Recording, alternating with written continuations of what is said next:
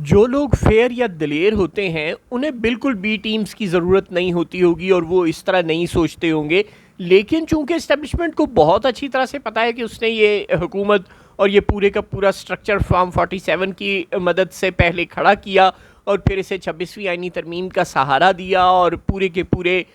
جوڈیشریز کو پیک کر دیا ججوں کے ساتھ، اور سارے جج اپنی مرضی کے لا کر تابع فرمان قسم کے انسٹال کیے، لہٰذا اب وہ بہت اچھی طرح سے جانتے ہیں کہ کسی بھی وقت یہ سسٹم دھڑام سے گر سکتا ہے، اور ان کی تیاری اس کام کے لیے بالکل مکمل ہے۔ اگر کوئی پاکستان میں یہ سمجھتا ہے کہ وہ اسٹیبلشمنٹ سے زیادہ سیاست جانتا ہے تو وہ احمقوں کی جنت میں رہتا ہے۔ بلا شبہ پاکستان میں آصف زرداری جیسا سیاست کا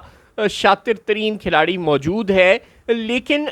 اگر اسٹیبلشمنٹ کے سوا انہیں کوئی ٹکر نہیں دے سکتا یہ تو مانا جا سکتا ہے، لیکن اسٹیبلشمنٹ سیاست نہیں جانتی یہ ظاہر ہے بے وقوفی ہے۔ پاکستان میں سب سے بڑی سیاسی جماعت کا نام اسٹیبلشمنٹ ہے، اور انہوں نے ساری زندگی سوائے سیاست کے کوئی اور کام آپ کو پتہ ہے کم ہی کیا ہے، چنانچہ وہ بہت اچھی طرح سے اپنے مہرے رکھنا بھی جانتے ہیں اور انہیں ضرورت کے وقت پر استعمال کرنا بھی جانتے ہیں۔ بی ٹیمز کا ہمیشہ ان کے پاس ایک تیاری موجود ہوتی ہے، اور ابھی بھی بالکل ان کے پاس بی ٹیمز ہیں۔ پیپلز پارٹی ایک بہت بڑی بی ٹیم ہے، دیکھیں حکومت کو سادہ اکثریت دلا دی۔ یہ تو بات آپ کو پتہ ہے، سب کو پتہ ہے نا کہ اس وقت بھی پاکستان تحریک انصاف اور پیپلز پارٹی مل کر حکومت کو ٹاپل کرنا چاہیں تو کر سکتی ہیں۔ اب اور بھی کسی جماعت کو ملایا جا سکتا ہے، اگر پاکستان تحریک انصاف کے 15-20 بندے اور نااہل کر دیے جائیں اور ان کی جگہ کسی اور جماعت کے، مثلاً پی ایس پی کے، مثلاً یہ جو اپنی علیم خان صاحب والی جماعت ہے یا کوئی ایم کیو ایم ہے، اس طرح کی کسی بھی جو اپنے سرفراز بھٹی صاحب کی جماعت ہے، ایسی کسی جماعت کو جتا کر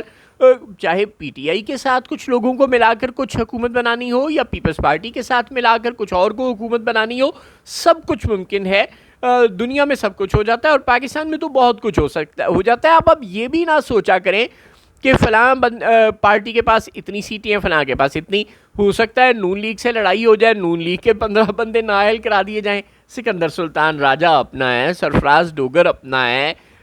امین الدین خان اپنے ہیں، تو جب اتنے سارے اپنے ہوں تو وہ پھر مشکل وقت میں آپ کو سپورٹ تو کرتے ہیں نا۔ آخر آپ نے کس وجہ سے انہیں نرچر کیا ہوتا ہے، ان پر اتنی انویسٹمنٹ کی ہوتی ہے، ظاہر ہے اسی لیے کی ہوتی ہے نا کہ وہ مشکل وقت میں آپ کو سپورٹ کریں گے، آپ مشکل وقت میں ان کو سپورٹ کریں گے۔ میں تیرا حاجی بگو تو میرا حاجی بگو، معاملات اسی طرح ہی چل رہے ہیں پاکستان میں، لین دین کی بنیاد پر ہی سب کچھ ہو رہا ہے۔ اللہ غریق رحمت کرے قدرت اللہ شہاب صاحب کو، انہوں نے اپنے ایک افسانے میں لکھا تھا کہ یوں دہی اور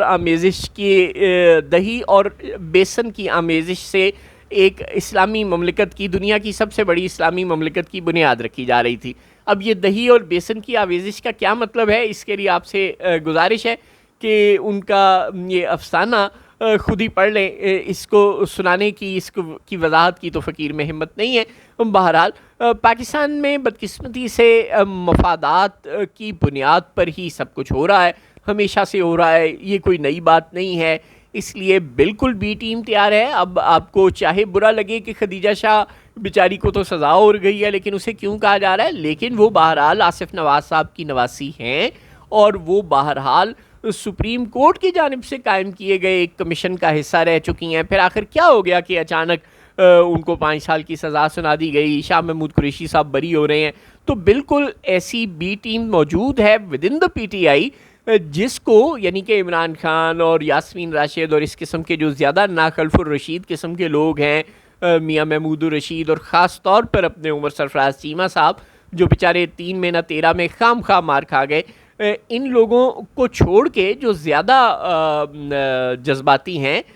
بالکل پی ٹی آئی میں ایک بی ٹیم موجود ہے، اور ایک وقت آ سکتا ہے کہ عمران خان صاحب کہیں کہ چلو یار، اگر شہباز شریف کی نسبت تو یہ لوگ بہتر ہی ہوں گے نا، لہٰذا